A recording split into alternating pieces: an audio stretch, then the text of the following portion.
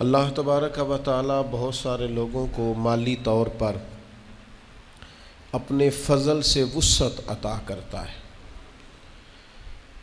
ان کے قریبی لوگوں سے بڑھ کر بعض اوقات ان کے اپنے بہن بھائیوں سے بھی زیادہ اللہ تعالیٰ انہیں نوازتا ہے۔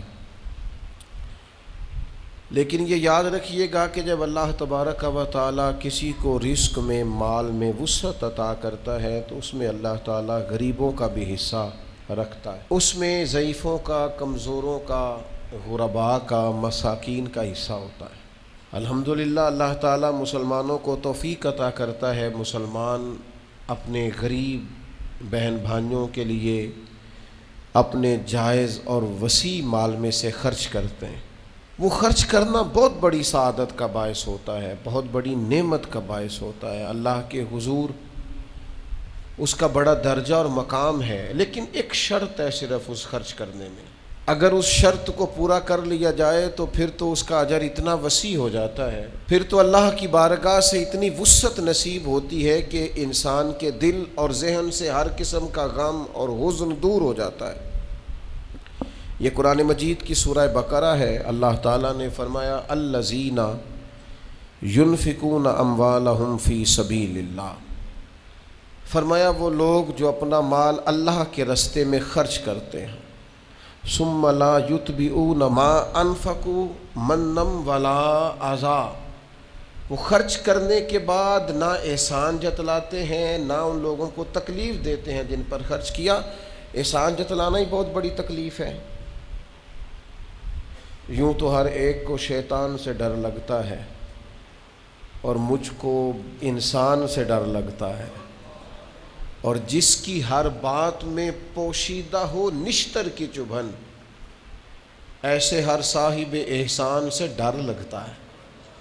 وہ احسان کرے گا اور نشتر چبھوئے گا، تکلیف نہ دے خرچ کرنے کے بعد، احسان نہ جتلائے تو مالک تو ایسے لوگوں کو کیا دے گا؟ تو فرمایا لہم اجرہم عند ربہم، ان لوگوں کا اجر ان کے رب کے پاس ہے، اللہ کے پاس اجر ہے ان لوگوں کا۔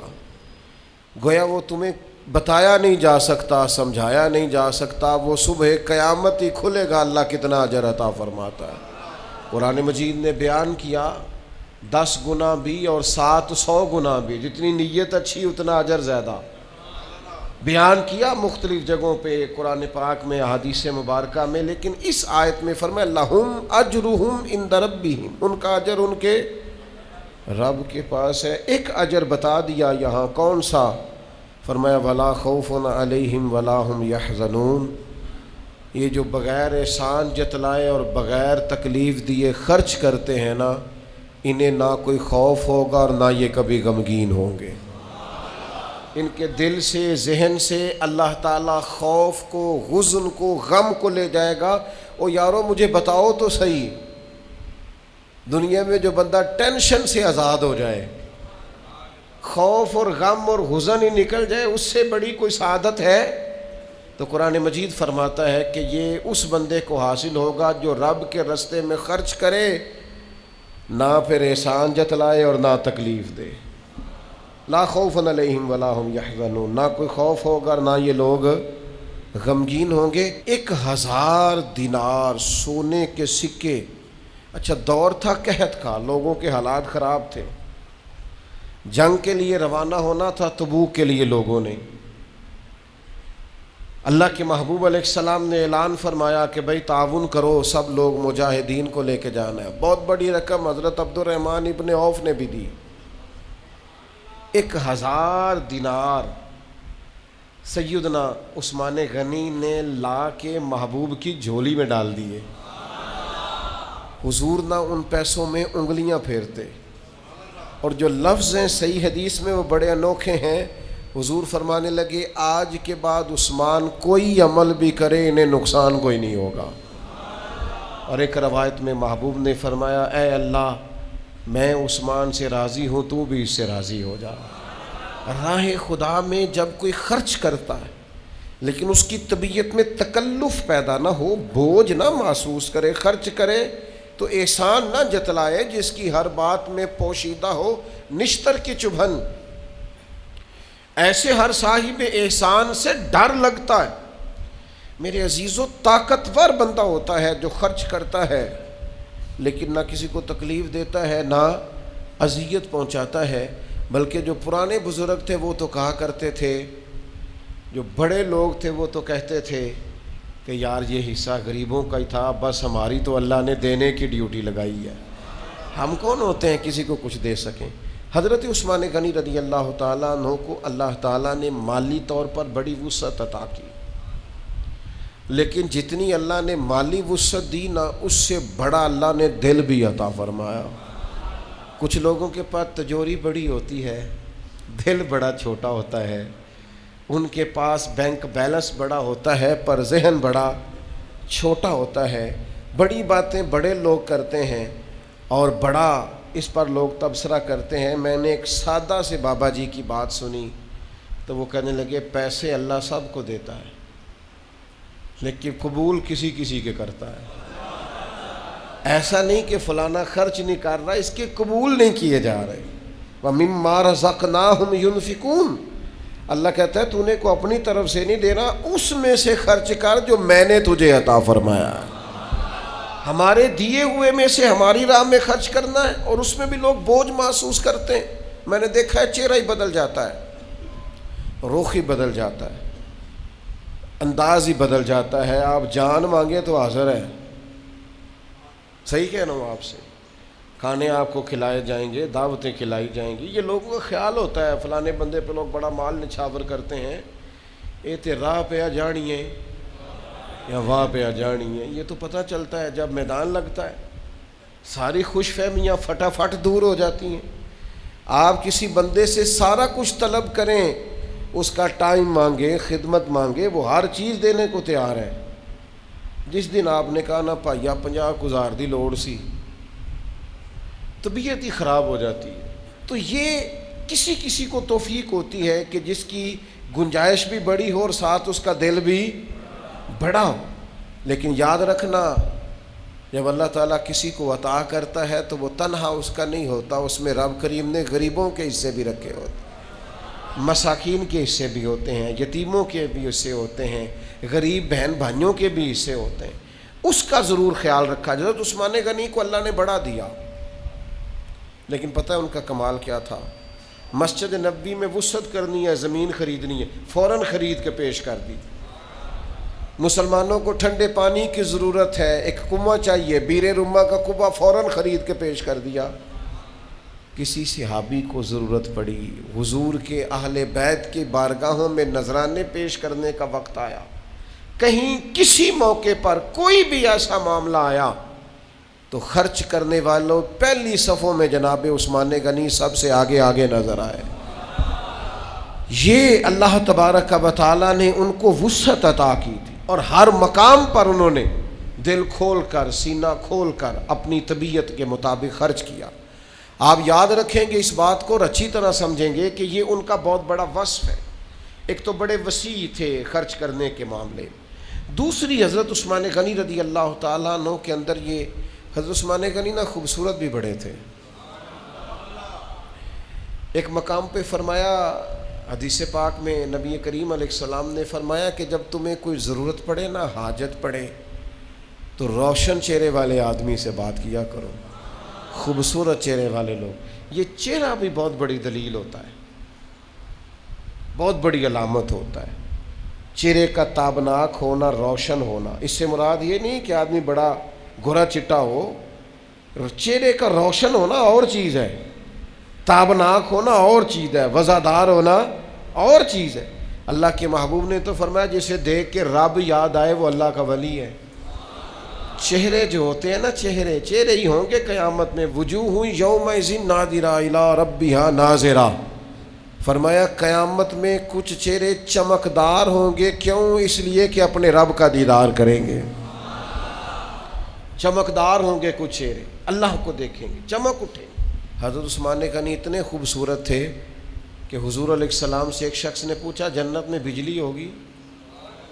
ہے نا بجلی کا ذکر قرآن میں، یکاد البرق یخطف ابصارہم، بجلی کا بجلی ہوگی جنت میں؟ اللہ کے حبیب علیہ السلام فرمانے لگے جب عثمان غنی جنت میں منتقل ہوں گے تو ان کے چہرے کی برکت سے اللہ نور علی نور فرما دے گا ہر چیز۔ سونے بڑے تھے لیکن اتنے خوبصورت تھے، اس کے ساتھ اتنے وزادار تھے۔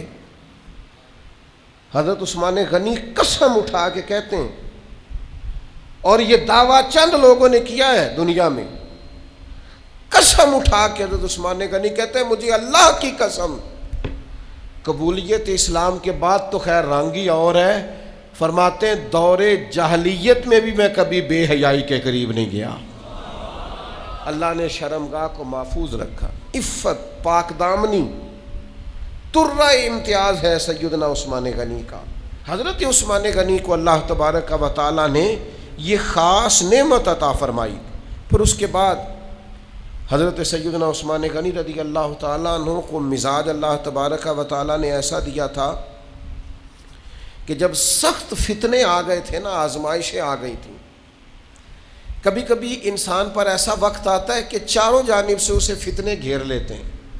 ایک درویش کہا کرتے تھے کبھی کبھی پتھر کھانے کا ٹائم آ جاتا ہے، تو بندے کو چاہیے نا کہ پھول کھانے کے دنوں میں جس طرح وہ خوش رہا ہے، اسی طرح اللہ کی رضا پر ان دنوں میں بھی خوش رہے۔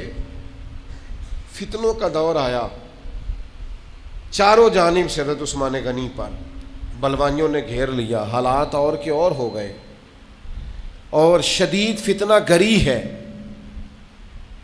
قربان جائیں آپ کے غلام ابو سہلہ، وہ فرماتے ہیں کہ ہم نے حضرت عثمان غنی رضی اللہ تعالیٰ عنہ سے سوال کیا تو حضرت عثمان غنی رضی اللہ تعالیٰ عنہ فرمانے لگے مجھ سے نبی پاک علیہ السلام نے ایک عہد لیا تھا اور میں اس عہد پر قائم ہوں، حالات جیسے مرضی دگرگو ہو جائیں، فتنے جتنے مرضی سار اٹھائیں، جو مجھ سے عہد لیا تھا حضور نے میں استقامت کے ساتھ اس پر قائم ہوں۔ یہ کب بات ہوئی؟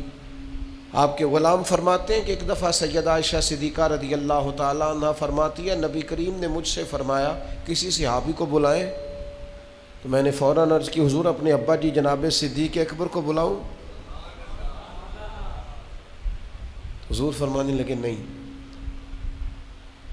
ہر موقع ہر شخص کا تو نہیں نہ ہوتا، سب کی اپنی اپنی شان ہے، پر اپنی اپنی انفرادیت بھی ہے۔ تو میں نے عرض کی حضور عمر فاروق کو بلاؤں؟ فرمایا نہیں۔ میں نے کہا آپ کے چچا کے بیٹے شیر خدا کو بلاؤں؟ کہا نہیں۔ حضور کس کو بلاؤں؟ فرمایا عثمان غنی کو بلاؤ۔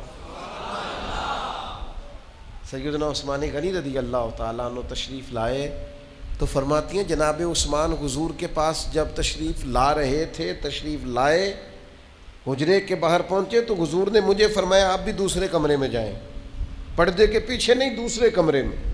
کہ میں بھی وہاں سے چلی گئی تو محبوب نے کان میں باتیں کی جناب عثمان۔ حضرت عثمان غنی کے چہرے کا رنگ بھی ہم نے بدلتا دیکھا۔ فرماتے ہیں گویا یہ وہی بات تھی جس کے بارے میں حضرت عثمان نے فرمایا مجھ سے میرے نبی نے ایک بات کی ہے، جتنے مرضی بھی حالات آ جائیں میں اس عہد پر ہمیشہ قائم رہوں گا، میں کبھی بھی چھوڑوں گا نہیں، چونکہ نبی کریم علیہ الصلوۃ والسلام نے مجھ سے بات کی۔ عزیز دوستو یاد رکھیے گا، کبھی بھی زندگی کے اندر حالات کٹھن آ جائیں تو گھبرانا نہیں، آزمائش کا شکار نہیں ہونا، کبھی بھی کسی جگہ بھی کسی قسم کی تکلیف کا وقت آ جائے تو اپنے آپ کو استقامت کے ساتھ کھڑا کریں، ڈٹنے کا مزاج پیدا کریں۔ لیکن وہ ہماری طبیعت ہوتی ہے، بڑے زبردست حالات ہوتے ہیں، بڑے بہترین، اور ذرا تھوڑا سا دھوپ زیادہ لگے تو لوگ واویلا شروع کر دیتے ہیں۔ اور میرے بھائی کبھی کبھی دال کھاتے کھاتے کنکر بھی آ ہی جاتا ہے، تو ساری دال کو برا نہیں کہنا چاہیے، اس کنکر کو نکال دیں آپ اور باقی کھانے کی لذت آپ لیں۔ لیکن وہ ہم نہ بیٹھ جاتے ہیں کہ نہیں تو انہوں نے پکانی نہیں آئی، صاف ہی نہیں کی، توجہ ہی نہیں کی، آپ نے سارے کھانے کا ذائقہ خراب کر دیا۔ اس کنکر کو آپ برداشت کریں، اس پر آپ توجہ کریں۔ تو میرے عزیز خاص طور پر اس بات کا آپ لحاظ فرمائیں کہ آ جاتے ہیں حالات۔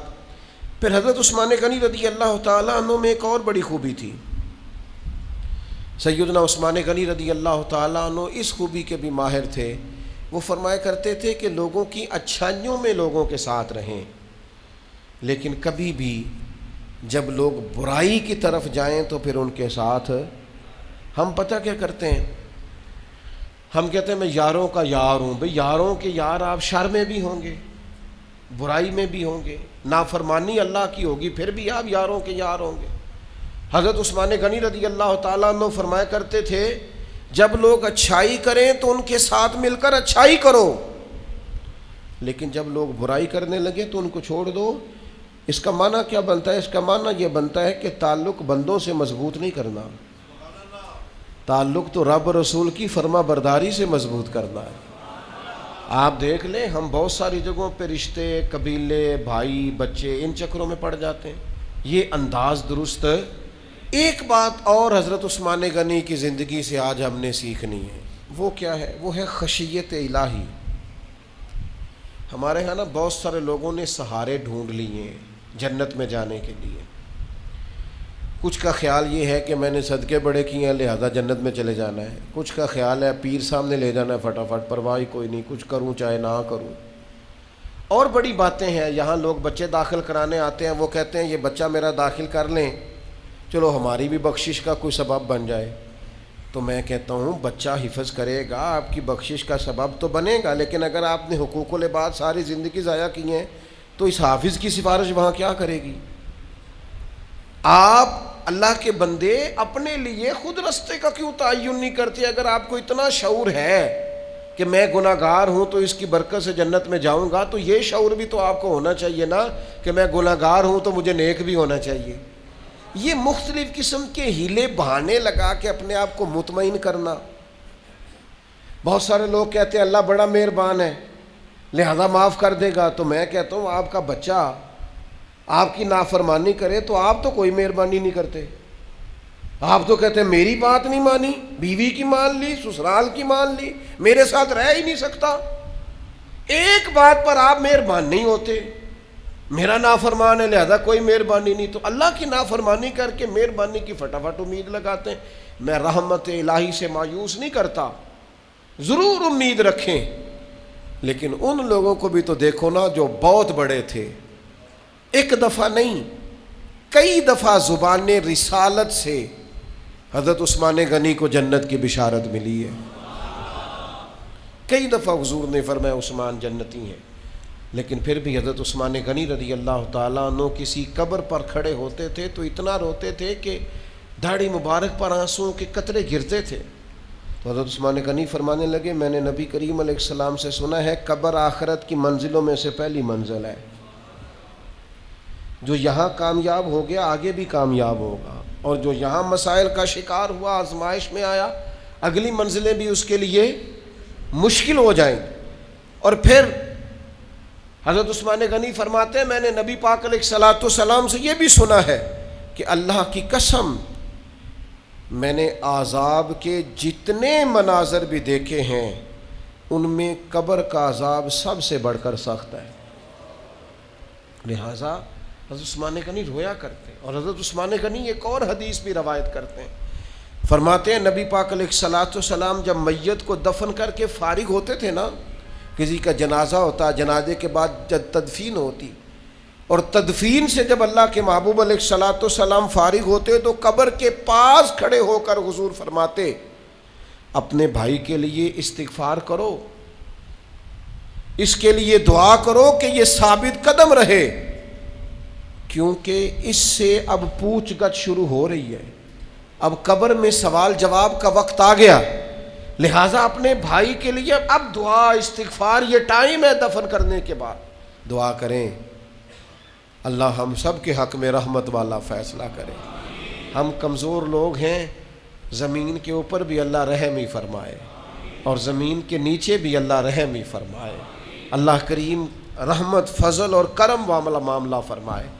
دوسری بات یہ تھی کہ حضرت عثمان غنی میں زہد بڑا تھا۔ ہم نہ آہستہ آہستہ اعمال حسنہ سے جان چھڑاتے ہیں اور نوافل پر تو بالکل خیال نہیں کرتے۔ آج کل میں بڑی تلقین کرتا ہوں دوستوں کو کہ یہ دن ہے 4 سخت گرمی کے، جن میں فجر میں اٹھنا تھوڑا مشکل ہے، توجہ کریں تھوڑی سی، بڑے الارم لگائیں، فجر کی نماز کے لیے اپنے آپ کو بیدار کریں، اپنے اندر ذوق پیدا کریں۔ اور جن لوگوں کو ان دنوں میں تہجد تھوڑی مشکل محسوس ہو، وہ رات کو جب سونے لگیں تو کچھ نفل پڑھ کے سو جائیں تاکہ قیام اللیل کا کچھ موقع نصیب ہو۔ کوشش کریں، چلیں کبھی صحیح، ٹھنڈے دنوں میں صحیح، لیکن کبھی پیر شریف کا روزہ بھی نصیب ہو جائے۔ حضرت عثمان غنی امیر المومنین ہے، لیکن ایک غلام نے، حضرت مغیرہ بن شعبہ رضی اللہ تعالیٰ عنہ کے غلام نے آپ کو اپنی شادی پہ بلایا، دعوت دی۔ حضرت عثمان غنی رضی اللہ تعالیٰ عنہ شادی پہ پہنچ گئے اور غلام نے کہا حضور کھانا کھائیے، تو فرمانے لگے میں تو نے دعوت دی تھی، برکت کی دعا کرنے کے لیے حاضر ہو گیا ہوں، لیکن فرمانے لگے کھانا اس لیے نہیں کھا سکتا کہ میں نے اللہ کی توفیق سے روزہ رکھا ہوا ہے، تمہارا دل نہ ٹوٹے، آ گیا ہوں، کھانا نہیں کھا سکتا کیونکہ خدا نے توفیق دی ہے، فضل کیا ہے، کرم کیا ہے، اور میں روزے سے ہوں۔ حضرت عثمان غنی رضی اللہ تعالیٰ عنہ کو اللہ نے پھر لوگوں کی طبیعتوں میں نا تکلف بڑا آ گیا ہے، ہر آدمی کی کچھ نہ کچھ شان ہے، ہر آدمی کا وزٹنگ کارڈ ہے، ہر ایک کے پاس حوالے ہیں۔ ہم اس صف میں کھڑا ہونا پسند نہیں کرتے جس صف میں اللہ کی ساری مخلوق کھڑی ہے، ہم خوش ہوتے ہیں کہ دیکھا نا جناب فلانے نے مجھے اندر بلا لیا لائنیں توڑوا کے، ٹھیک ہے اس نے آپ سے محبت کی، لیکن آپ اس چکر میں نہ پڑیں کہ میں کوئی بڑی شے ہوں، آپ زمین پر رہیں۔ حضرت عثمان غنی کروڑ پتی تھے اپنے زمانے میں، پھر امیر المومنین بنے تو لاکھوں مربع میل کے حکمران تھے، لیکن صحابہ فرماتے ہیں کہ مسجد میں سنگریزے پڑے تھے، چھوٹے چھوٹے پتھر، تو حضرت عثمان غنی کو ہم نے دیکھا کہ وہ اپنے جوتوں کے ساتھ وہ پتھر ہٹا رہے تھے، جا کے حضور یہ کیا کر رہے ہیں؟ فرمایا یار نمازی آئیں گے نماز پڑھنے والے تو ان کے پیروں کو چبھیں گے، میں نے کہا تھوڑی صفائی کر دوں، تھوڑا ذرا ان کو ہٹا دوں تاکہ رستہ بن جائے۔ انسان کوئی اپنے پیسوں سے، اپنے قد سے، اپنے القابات سے تو بڑا نہیں ہوتا، وہ اپنے کردار سے ہی بڑا ہوتا ہے، اخلاق سے ہی بڑا ہوتا ہے۔ اور نبی کریم علیہ السلام نے فرمایا میرے صحابہ میں جو اخلاقی طور پر مجھ سے زیادہ شباہت رکھتے ہیں نا، جن کا اخلاق مجھ سے زیادہ ملتا جلتا ہے، وہ بھی سیدنا عثمان غنی ہے۔ اخلاق کی جو خاص پیروی حضور کی ہے وہ سیدنا عثمان غنی رضی اللہ تعالیٰ عنہ نے کی ہے۔ پھر حضرت عثمان غنی رضی اللہ تعالیٰ عنہ کا ایک اور بھی کمال تھا، خبر گیری بڑی کرتے تھے اپنی رعایا کی۔ خادم کہتے ہیں جمعے والے دن بھی ان کا یہ طریقہ تھا، لوگوں سے ریٹ پوچھتے، ہاں بھائی فلاں چیز کس ریٹ میں بیچ رہے ہو، فلاں چیز کس ریٹ میں بیچ رہے ہو۔ کبھی مالی جاگتا رہے نا، کبھی نگران جاگتا رہے، کبھی استاد جاگتا رہے۔ دعا کرو کبھی حکمران جاگتے رہے۔ ٹھنڈے کمروں میں اے سی لگا کے سو جاتے ہیں تو پھر غریبوں کا کوئی پرسان حال نہیں رہتا۔ خود ساختہ قیمتیں ہم نے خود دیکھی، کہتے میرا مال ٹھیک ہے لہذا میرا چونکہ مال ٹھیک ہے لہذا میں 150 روپیہ مہنگا دیتا ہوں۔ کس قانون کے تحت، کس قاعدے ضابطے کے تحت؟ میں چونکہ دکان چھٹی والے دن بھی کھولتا ہوں لہذا میں تھوڑا مہنگا دیتا ہوں، کس قانون کے تحت؟ حضرت عثمان غنی امیر المومنین ہے، جمعے والا دن ہے، خدام کہتے ہیں وہ لوگوں سے بھاؤ پوچھتے، کس بھاؤ فلاں چیز بک رہی ہے، کس ریٹ پر بیچ رہے ہو۔ امیروں کو تو غرض نہیں ہوتی ریٹوں سے، انہوں نے کبھی اپنے نوکروں سے بقایا بھی نہیں پوچھا، ملازمین سے کہ کتنے کا آیا، بس ٹھیک ہے، انہوں نے کون سا ریٹ کرنا۔ وہ تو میرے بھائی ریڑھی والے سے سارا پھل پوچھ کر جو آخر میں سستے والے پھل کو چن رہے ہوتے ہیں وہ لوگ ہوتے ہیں جنہوں نے ریٹ پوچھ کر پھر جیب دیکھنی ہوتی ہے کہ میری جیب میں کچھ ہے خریدنے کے لیے۔ پہلے ریٹ پوچھا، پھر جیب دیکھی، پھر دیکھا میں کیا لے سکتا ہوں۔ اور وہی ہوتے ہیں جنہیں دکاندار بھی کہہ رہا ہوتا ہے کہ کچھ لینا ہے تو لیں ورنہ میرا وقت ضائع نہ کر۔ حکمرانوں کی ذمہ داری ہے ریٹ کو مینٹین رکھنا، چیزوں کا خیال کرنا۔ ہمارے ملک کا یہ حال ہے کہ سرکاری ریٹ اور ہوتا ہے اور بازار کا ریٹ اور ہوتا ہے، گورنمنٹ کے ریٹس اور ہوتے ہیں اور روٹین کے ریٹس اور ہوتے ہیں۔ اس سے غریب آدمی کی مشکلات میں اضافہ ہوتا ہے۔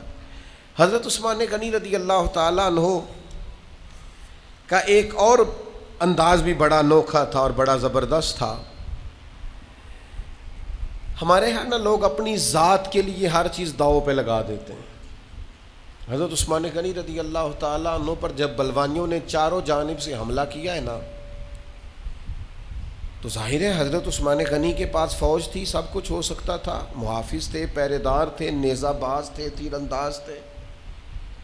تو لوگوں نے آپ سے کہا کہ آپ ہمیں اجازت دیں، ہم ان سے نبڑ لیتے ہیں. تو سیدنا عثمان غنی رضی اللہ تعالیٰ عنہ ارشاد فرمانے لگے، میرا سب سے زیادہ خیر خواہ وہ ہے جو اپنے تیر کو اور اپنے ہاتھ کو کنٹرول میں رکھے گا. میری وجہ سے تم کسی پر تیر نہیں چلاؤ گے، ہاتھ نہیں اٹھاؤ. یہ دنیا میں وہ واحد حکمران ہے جنہوں نے جان دے دی ہے لیکن امن و امان کو خراب نہیں ہونے دیا. فرمایا میں نہیں چاہتا میری وجہ سے حضور کے شہر میں خون بہے. میری جان ہے نا، یہ ایک جان کیا ہے، اگر ہو کروڑوں تیرے نام پر سب کو وارا. ہم کیا کرتے ہیں، سارا خاندان تباہ ہوتا ہے تو ہو جائے، لیکن چونکہ مجھے شادی پہ نہیں بلایا لہذا میں کسی اور کو بھی جانے نہیں دوں گا. فلاں نے چونکہ مجھے عزت نہیں دی لہذا سارا گھر تباہ کرنا پڑے، خاندان تباہ کرنا پڑے، کر دینا ہے. چونکہ ماں بدولت یعنی مجھے ہی کہہ دیا ہے، اتنی بڑی عظمتوں والے آدمی کو ٹھکرا دیا ہے. لوگوں نے توڑ دیا سارا کچھ لیکن اپنی انا کا بت نہیں توڑا. بڑی چیزیں ٹوٹ گئیں، اپنا انا کا بت نہیں توڑ سکے. او خدا کے بندو، انا کے بت توڑ دو، تم دیکھو گے بڑی چیزیں تمہیں بنتی سنورتی دکھائی دیں گی. حضرت عثمان غنی کا کبھی ذکر کرو گے تو انشاءاللہ دل ٹھنڈا ہوگا. میں تو کبھی حضرت عثمان غنی کے تذکرے پڑھتا جاتا ہوں تو مجھے محسوس ہوتا ہے کہ دنیا میں اگر لوگ بخیلی کو ختم کرنا چاہتے ہیں، امیر اور غریب اس طرح رہنا چاہتے ہیں کہ ہر امیر غریب کا خیال کرے، تو حضرت عثمان غنی کی سیرت کو عام کرو. اگر چاہتے ہو زمانے میں عاجزی کا کلچر پھیلے تو حضرت عثمان غنی کی سیرت کو عام کرو. مسلمانوں، فحاشی، عریانی، بے حیائی، اس ماحول میں اگر لوگ چاہتے ہیں کہ آنے والی نسل عفت اور پاکیزگی سے وقت گزارے تو ضروری ہے سیدنا عثمان غنی کا سیرت کردار عام کیا جائے. اگر لوگ چاہتے ہیں کہ درگزر، برداشت، حوصلہ، انا کا بت توڑنا یہ دنیا میں عام کیا جائے تو حضرت عثمان غنی کی سیرت کو عام کیا جائے. دنیا میں جب بھی کوئی شرم و حیا پر دیوان لکھے گا تو لازم ہے کہ وہ سیرت عثمان لکھے گا. ضروری ہوگا کہ حضرت عثمان کی بات لکھی. یہ سارا کچھ بھلا ہوا کیوں؟ ایک بات آخر میں سماعت کریں، یہ ہوا کیوں؟ یہ جو صحابہ تھے نا، ان پر رب رسول کی بات طاری ہو جاتی تھی. ہمارے ذہنوں میں جس طرح بعض چیزیں، بعض پریشانیاں طاری نہیں ہو جاتی، اس طرح ان لوگوں پر حضور کی بعض چیزیں طاری ہو جاتی تھی. مسند احمد کی روایت عرض کرنے لگا ہوں. جب آپ کسی چیز کو بہت زیادہ اہمیت دیتے ہیں تو آپ کے ذہن پر سوار ہو جاتی ہے. حضرت سعد بن ابی وقاص رضی اللہ تعالیٰ عنہ فرماتے ہیں، مسجد نبوی شریف میں عثمان غنی رضی اللہ تعالیٰ عنہ میرے پاس سے گزرے. میں نے انہیں السلام علیکم کہا. انہوں نے میرے طرف چہرہ اٹھا کر دیکھا بھی پر میرے سلام کا جواب ہی نہیں دیا. میں سیدھا امیر المومنین حضرت عمر فاروق کی خدمت میں گیا. میں نے کہا حضور کو رواج بدل گیا. جناب کیا ہوا؟ کہا عثمان کو سلام کی ہے، مجھے دیکھا بھی ہے، جواب ہی نہیں دیا. حضرت عثمان غنی کی خدمت میں پیغام پہنچا، وہ تشریف لائے. حضرت عمر فاروق رضی اللہ تعالیٰ عنہ کہنے لگے سعد کیا کہہ رہے ہیں؟ آپ نے سلام کا جواب ہی نہیں دیا. فرمانے لگے نہیں، ایسا تو کچھ نہیں ہوا. جناب سعد بن ابی وقاص نے یاد دلایا. کہا آپ کو یاد نہیں؟ آپ گزر رہے تھے میرے سامنے سے اور میں نے السلام علیکم کہا تو آپ نے میری طرف دیکھا بھی لیکن آپ نے میرے سلام کا جواب ہی نہیں دیا اور گزر گئے. تو حضرت عثمان غنی کو یاد آ گیا اور جب یاد آیا تو کہنے لگے سعد میں اللہ سے بھی معافی مانگتا ہوں. میں رجوع کرتا ہوں اپنے رب کی بارگاہ میں، توبہ کرتا ہوں، لیکن فرمانے لگے اصل بات یہ ہے کہ جب آپ میرے پاس سے گزرے تھے تو میرے ذہن میں حضور کا فرمان چل رہا تھا، اور فرمایا میں نبی پاک کے اس فرمان کو سوچ رہا تھا جو سرکار نے ایک دفعہ مجھ سے کہا تھا۔ فرمایا جب بھی میں رسول اللہ صلی اللہ علیہ وسلم کی اس بات کو سوچتا ہوں مجھے ایسے لگتا ہے میرے دل پر بھی پردہ آ گیا ہے، میری آنکھ پر بھی پردہ آ گیا ہے، بس حضور کی بات یاد رہتی ہے اور کوئی چیز یاد ہی نہیں رہتی، بس حضور کی بات نظر آتی ہے اور کچھ نظر نہیں آتا، ہر چیز پر پردہ محسوس ہوتا ہے، پوری طرح طاری ہوتی تھی چیزیں۔ او دوستو، ہمارے ساتھ بھی ایسا ہوتا ہے، کئی دفعہ بندہ پاس سے گزر جاتا ہے ہمیں یاد ہی نہیں رہتا، توجہ ہی نہیں ہوتی، کیوں کہ دماغ پر کوئی اور چیز سوار ہوتی ہے، چیزیں طاری ہوتی ہیں۔ حضرت عثمان غنی کے ذہن پر کیا سوار ہے؟ حضور کا ارشاد، نبی پاک کی باتیں، ہر وقت حضور کے تذکرے ذہن پر سوار ہیں۔ جب پوری طور پر سرکار کی باتیں طبیعت پر چھا جاتی ہیں پھر شرم و حیا پیدا ہوتی ہے، پھر سخاوت آتی ہے، عفت و پاک دامنی آتی، وزاداری آتی ہے، تقوی آتا ہے، ورع آتا ہے، زہد آتا ہے۔ ہم نہ دین کو پوری طور پر ذہن پر سوار نہیں کرتے، دنیا سوار رہتی ہے، پیسے سوار رہتے ہیں، شہرت سوار رہتی، بڑا کچھ سوار ہوتا ہے۔ یہ ساری چیزیں حضرت خواجہ نظام الدین صاحب محبوب الہی فرمایا کرتے تھے، دولت تجوریوں میں رکھ لیا کرو، دلوں میں نہ رکھا کرو۔ تم نے دلوں میں بھی پیسے رکھ لیے ہیں، اس کا نتیجہ خطرناک برآمد ہوا ہے کہ ہر چیز اسی اینک سے دیکھتے ہو، یہ انداز ٹھیک نہیں ہے۔ 18 ذی الحج یہ حضرت عثمان غنی کا یوم شہادت ہے۔